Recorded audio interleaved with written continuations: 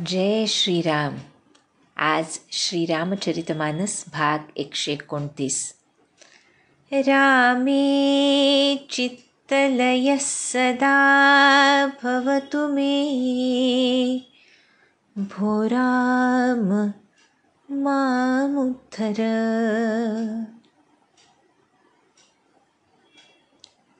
प्रेम न ये, सांगता बोलता दावता, अनुभव चित्ता चित्त जाणे, असं म्हटले संतश्रेष्ठ तुकाराम महाराज.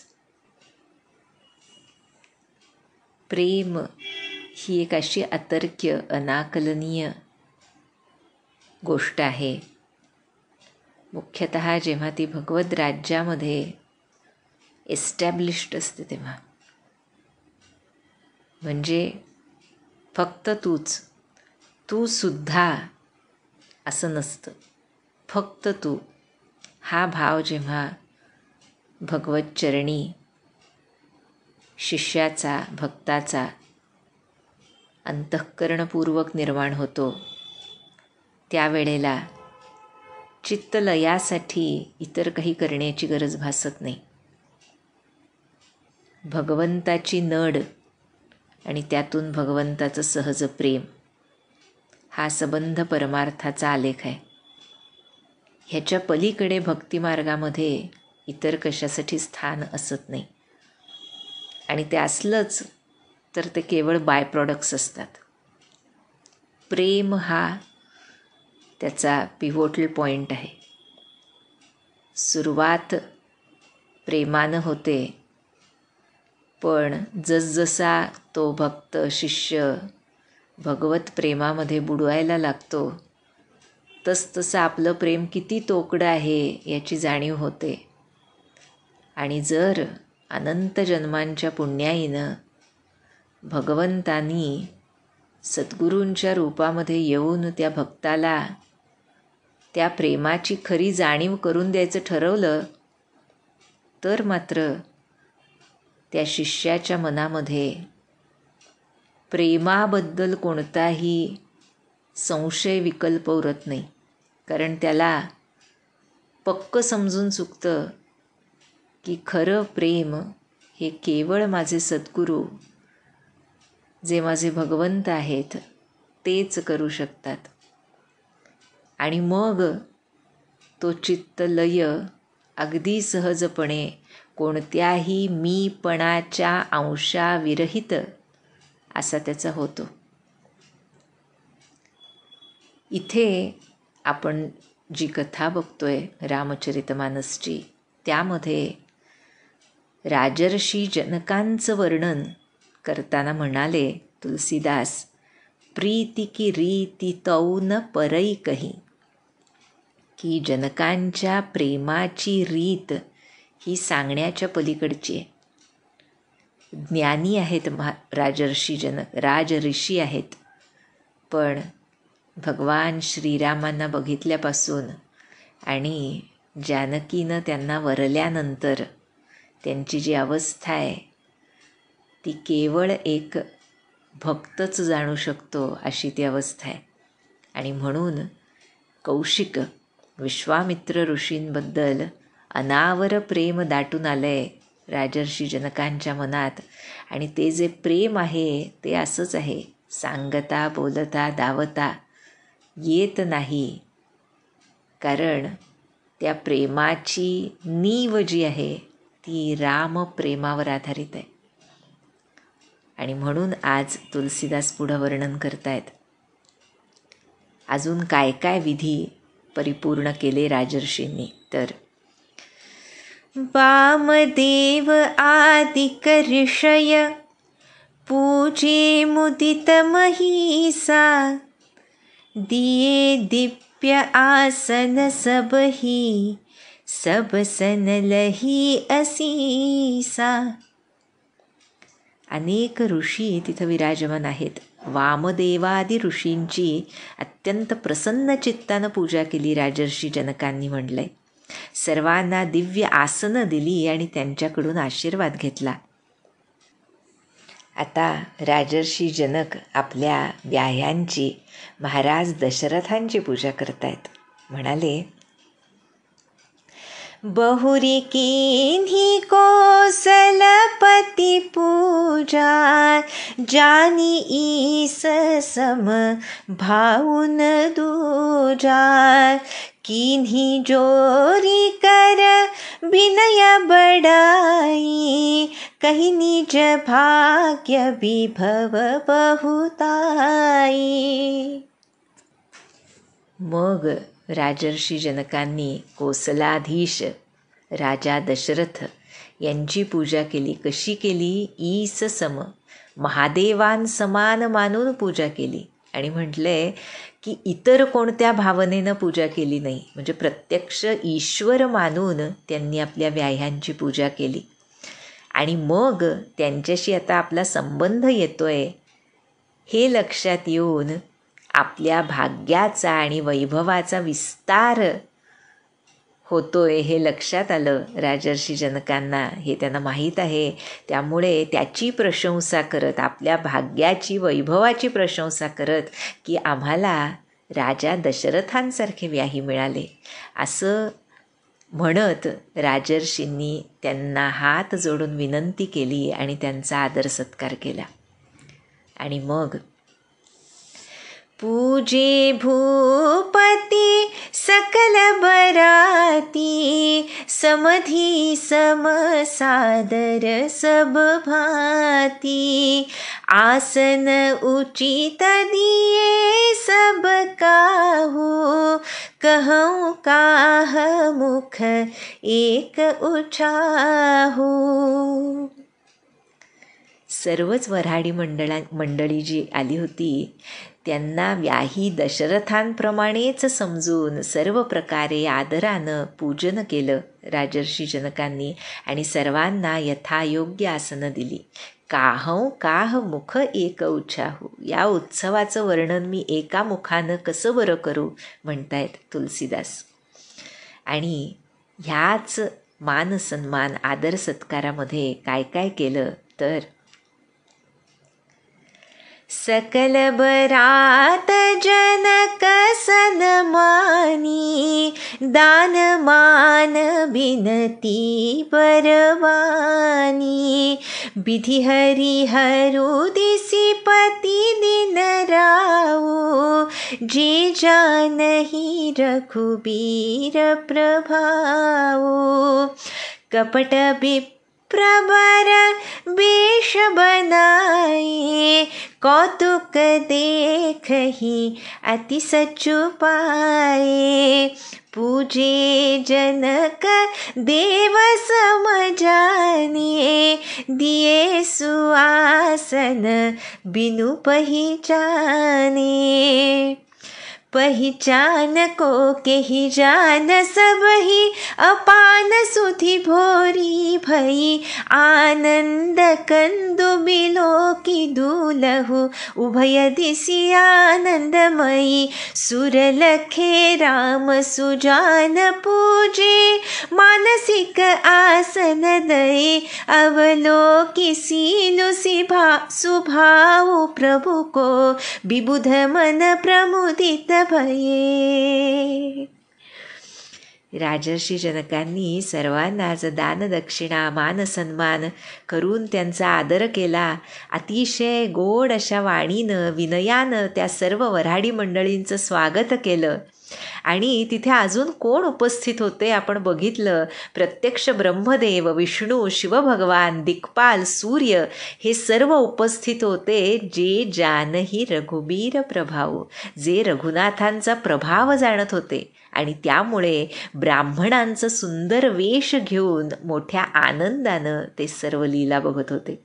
कपट विप्र बर वेश बनाय. आणि म्हणताय तुलसीदास की जनकांना जरी ते देव आहेत हे लक्षात आलं नसलं तरीसुद्धा देवासमानच मानून त्यांनी त्यांची पूजा केली आणि उत्तम आसनं त्यांना दिली. आणि तुलसीदास म्हणतायत इतकी गर्दी आहे तिथे, इतके लोक विविध लोकांमधले जमा झालेत की कोण कुणाला ओळखणार. सर्वांची जणू शुद्ध हरपली आहे. आनंद कंद अशा नवरदेवाला बघून दोन्ही पक्षांकडची स्थिती आनंदमय झाली. सर्वजण आनंद विभोर झालेत. कुणालाच शुद्ध नाही की आपण काय करतोय, तरीसुद्धा त्या आनंदभरित स्थितीमध्ये सुद्धा वेदविदित जे विधी आहेत ते उत्तमपणे राजर्षी जनक पार पाडतायत. आणि पुढे तुलसीदास सांगतात, सुरलखे राम सुजान. बरं का, सर्वज्ञ आहेत प्रभू श्रीराम, सर्वांतर्यामी आहेत. त्यामुळे त्यांनी फक्त ओळखलं की देवगण इथे आलेले आहेत, माझे शिवभगवान ब्रह्मादिक देवसुद्धा इथे आलेले आहेत. आणि त्यामुळं प्रभू श्रीरामांनी त्यांची मनामध्ये, आपण ज्याला मानसपूजा म्हणतो तशी करून त्यांना मानसिक आसनं दिली. बरं का, आणि देवगणांना सर्वांनाच शिवब्रह्मादिकांना हे समजल्यामुळे प्रभू श्रीरामांचं शील आणि गोड असा स्वभाव बघून सर्वजण हरखून गेलेत. तुलसीदास वर्णन करतायत, रामचंद्र मुखचंद्र छबी लोचन चारु चकोरा करत पान सादर सकल प्रेम प्रमोदुन थोरा. श्रीरामचंद्रांच्या मुखरूपी चंद्राचं, अशा त्या चंद्राच्या सौंदर्याचं पान सर्वांचे नेत्ररूपी चकोर अतिशय आदरानं करतायत. तिथे प्रेम आणि आनंद यांचा वर्षाव होतोय, त्याची कमतरता कुठंच नाही आहे. प्रत्येकाच्या मनात फक्त प्रेम आणि आनंद भरून आहे. आणि आता मुहूर्ताची वेळ जवळ येते, त्यामुळे समउबिलो की वसिष्ठ बोलाये सादर सतानंदु सुनियाए बेगी कुंवरी अब आनहु जाई चले मुदित मुनी आयसु पाई. जशी जशी मुहूर्ताची वेळ जवळ येऊ लागली तसं वसिष्ठांनी शतानंदांना सांगितलं की आता जाऊन राजकुमारी सीतेला लवकर घेऊन या. आणि ह्या आज्ञेनं त्यांना अत्यंत आनंद झाला शतानंदांना. आपण बघितलं आहे, शतानंदांचं आत्यंतिक प्रेम होतं सीतेवर. त्यांचा विलक्षण संबंध होता, जणू त्यांची लेकच. आणि त्यामुळे शतानंद अतिशय आनंदानं निघालेत. आणि जेव्हा ते त्या जिथं राणी आणि इतर सख्या सर्व उपस्थित आहेत तिथे गेले, तेव्हा रानी सुनी उपरोहित बानी प्रमुदित सखीन समेत सयानी विप्रबधू कुल वृद्ध बोलाई करी कुल रीति सुमंगल गाई. राणीनं पुरोहित म्हणजे कुलपुरोहित शतानंद त्यांचं बोलणं तिला समजलं आणि ती खूप आनंदून गेली. सर्व सख्या आनंदून गेल्या. सर्व विप्रवरांच्यातल्या त्यांच्या पत्नी आणि कुलामधल्या वयोवृद्ध स्त्रिया या सर्वांना राणी सुनयनेनं बोलावलं. अत्यंत सुंदर अशी गीतं त्यांच्या कुलरीतीप्रमाणे त्यांनी गायली.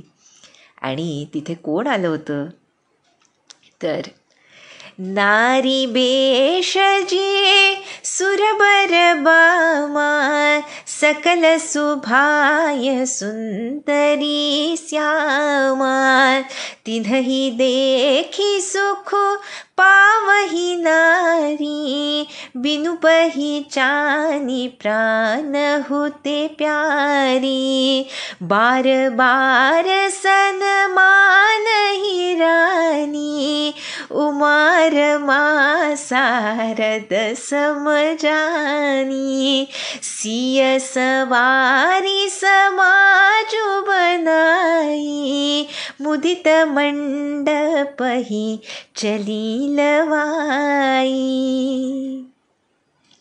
तिथे अत्यंत श्रेष्ठ अशा देवादिकांच्या अंगना म्हणजे त्यांच्या स्त्रिया पत्नी सुंदर असं मानवी स्त्रीचं रूप घेऊन आल्या आहेत सीतेच्या विवाहात सीतेच्या बाजूनं सहभागी व्हायला.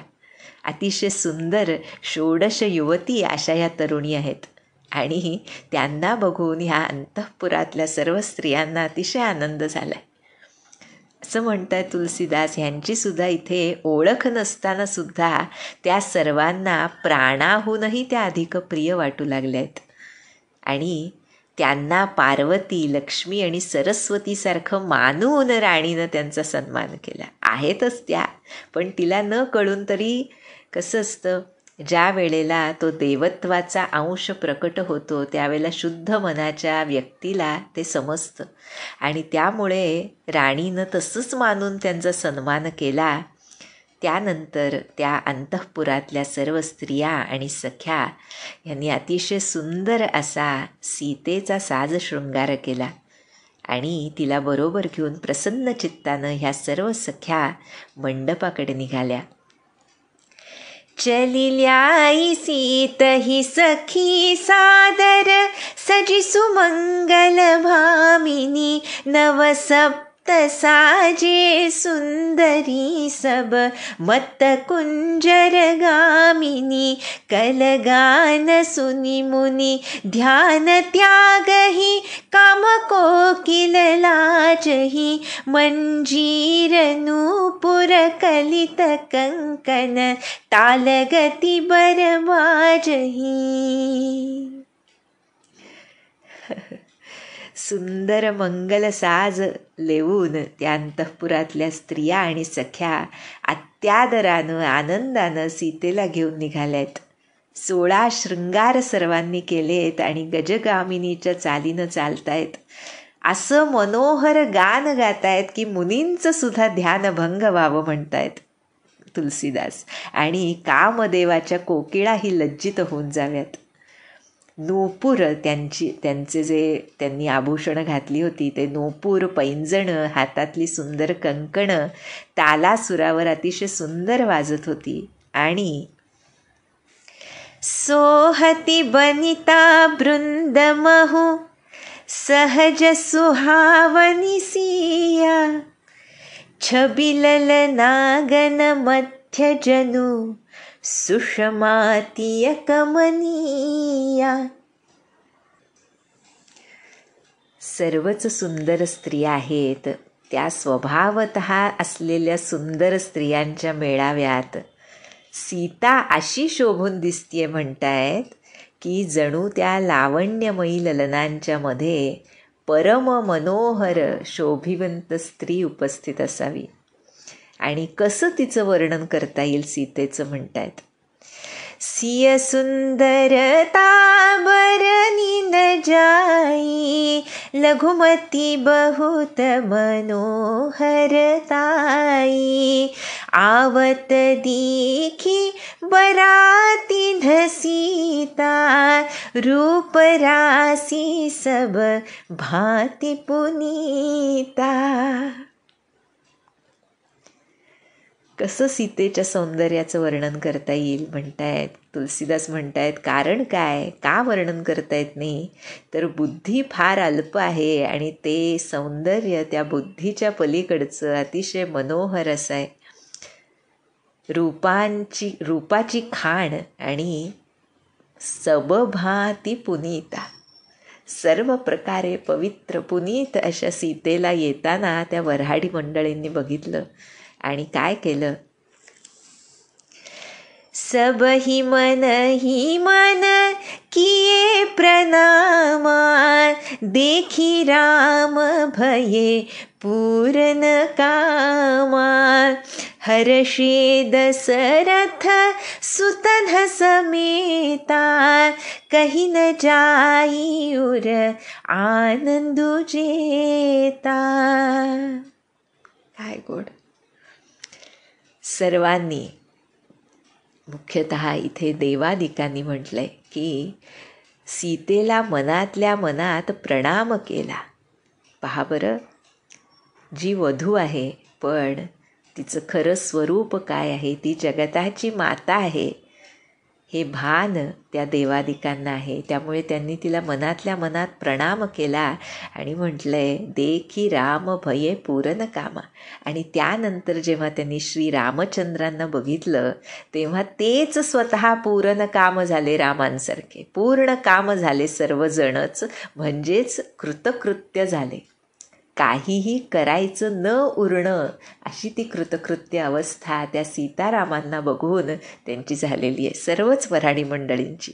आणि सर्व पुत्रांसह राजा दशरथ सुद्धा अतिशय हर्षित आहेत. त्यांच्या म्हटलंय मनामध्ये हृदयामध्ये जो आनंद कोंडलेला आहे त्याचं वर्णनच करता येणं शक्य नाही.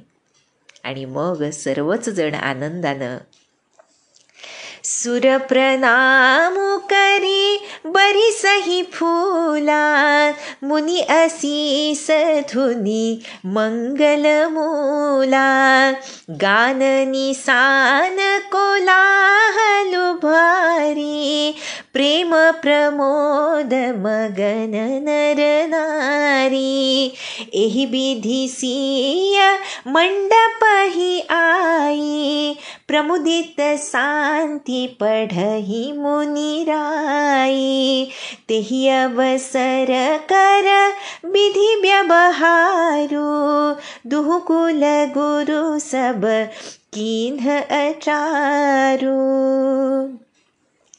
आचारु करि गुर गौरी गणपति, मुदित प्रपूजावहि, सुर प्रगटि पूजा लेहि देहि, असीस अति सुख पावहि, मधुपर्क मंगल द्रव्य जोजेहि, समय मुनि मन महु चहै, भरे कनक को पर कलश सोतब, लियहि परिचार करहै, कुल रीति प्रीति समेत रवि कहि, देत सबु सादर कियो, एहि भांति देव पूजाई सीतहि, सुभग सिंहासनु दियो, सिय राम अवलोकनि परस पर, प्रेम काहु न लखि परई, मन बुद्धि बरबानी अगोचर, प्रगट कवि कैसे करई. सर्व देव सीतेला प्रणाम करून फुलं उधळू लागले. सर्व मंगल्याचं मूळ असे मुनींचे आशीर्वाद दुमदुमू लागले, गाणी वाजू लागली, नगारे दुमदुमू लागले. सर्व नरनारी प्रेमानंदामध्ये मग्न झाले. अशा रीतीनं त्या वातावरणात सीता मंडपात आली. मुनिराज अतिशय आनंदानं शांतीपाठ म्हणू लागले. दोन्हीकडच्या कुलगुरूंनी वसिष्ठ आणि शतानंदांनी सर्व रीती व्यवहार कुलाचार केले. आणि ते कुलाचार झाल्यावर गुरूंनी अतिशय प्रसन्न मनानं गौरी गणपती, गौरी गणेश आणि विप्रवरांची पूजा करवली. आणि देव स्वतः प्रकट होऊन तिथे पूजा ग्रहण करू लागले, आशीर्वाद देऊ लागले, सुखावून गेले म्हटलंय. आणि सर्व जी काही मंगल पदार्थ आवश्यक होते त्या विधीसाठी त्याची गरज भासताच सेवकगण मिथिलेचे त्या क्षणी सोन्याच्या परातींमधून कलशांमधून भरून ते पदार्थ घेऊन तयार असत. म्हणतायत प्रत्यक्ष सूर्यदेव अतिशय प्रेमानं आपली कुलरीत सांगू लागले. आणि अशा रीतीनं अतिशय आदरानं त्या रीती पूर्ण केल्या जात होत्या. आणि अशा प्रकारे म्हटलंय देवांची पूजा झाली. आणि त्यानंतर मुनींनी सीतेला अतिशय सुंदर अशा सिंहासनावर बसवलंय. आणि पुढे वर्णन करतायत, सिय राम अवलोकनी परसपर, प्रेम काहुन लखी परई, मन बुद्धि बरबानी अगोचर, प्रकट कबी कैसे करई. सीता आणि प्रभू श्रीराम परस्परांकडे बघतायत, पण त्यांचं परस्पर प्रेम कुणालाच दिसून येत नव्हतं. का दिसून येत नव्हतं ह्याचं वर्णन करतायत तुलसीदास, की जी गोष्ट म्हणजे सीतारामांचं परस्पर प्रेम ही मन, बुद्धी आणि वाणी यांच्या पलीकडची आहे. ती गोष्ट प्रगट कवी कैसे करे, कोणताही कवी कसं बरं त्याचं वर्णन करू शकेल. आणि त्यानंतर ते लग्नविधी सुरू होत आहेत. म्हटलंय, होम समय तनु धरी अनलू अतिसुख आहुतिलेही, विप्र बेश धरी बेद सब कही विवाह विधी देही. अग्निदेव प्रत्यक्ष शरीर धारण करून त्या हवनाच्या प्रसंगी आनंदानं आहुती ग्रहण करू लागले आणि सर्व वेदच विप्रवेश धारण करून विवाहविधी सांगू लागले. आणि ह्या अशा आनंदाच्या वातावरणामध्ये म्हणतायत, सीतेची माता सुनयना हिचं कोण वर्णन करू शकेल. जनक पाट महिषी जग जानी, सिय मातु किमी जाई बखानी. सुजसु सुकृत सुख सुंदरताई, सब समेटी विधि रची बनाई. समऊ जानी मुनि बरन बोलाई, सुनत सुआसिनी सादर ल्याई. जनक बाम दिसी सोह सुनयना, हिमगिरी संग बनी जनुमयना. जनकांची म्हटलंय जगजानी, जी जगत विख्यात आहे अशी पट्टराणी सीतेची माता सुनयना हिचं वर्णन कोण कसं करू शकेल. कारण म्हटलंय, सुयश, सुकृत, सुख आणि सुंदरता ह्या सगळ्यांना एकत्र करून विधात्यानं तिला बनवलंय. आणि सुमुहूर्त येताच मुनींनी तिला बोलावलं आणि ती आली. तेव्हा ही सीतेची माता सुनयना जनकांच्या डाव्या बाजूस अशी शोभून दिसत होती, जणू म्हटलंय हिमगिरी संग बनी जनुमयना.